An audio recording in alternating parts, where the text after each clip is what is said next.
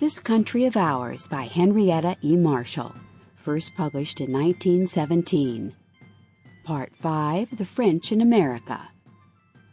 This unabridged recording was produced in 2005 by Alcazar AudioWorks, which holds the copyright thereto. This production was recorded in the studios of Alcazar AudioWorks of Burlingame, California. Chapter 45. How the Mississippi was discovered. While the shores of the Atlantic from Nova Scotia to Georgia were being claimed and peopled by the British, another and very different nation laid claim also to the mighty continent. Before Jamestown was founded, the French had already set foot upon the St. Lawrence. Long before the Pilgrim Fathers sailed from Plymouth, the flag of France was floating from the citadel of Quebec, and the French laid claim to the whole of Canada. But the French and the British claimed these new lands in very different ways. The Englishmen came seeking freedom and a new home. The Frenchmen were seeking adventure.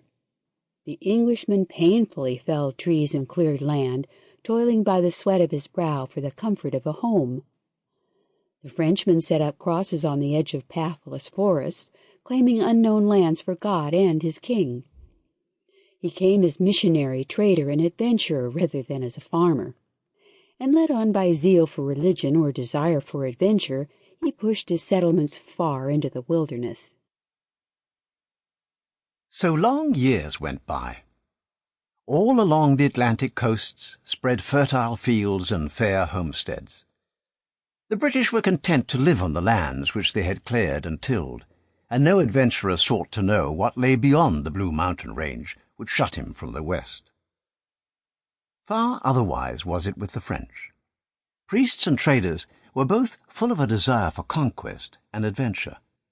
Many of them, indeed, were so driven by the roving spirit that they left the towns altogether and lived alone among the forests, tracking the wild animals and only coming to towns to sell the skins and get provisions. These trappers brought back with them many strange tales of the forests and unknown wilds. They spoke of the Mississippi, or Great Water, of which the Indians told marvelous tales.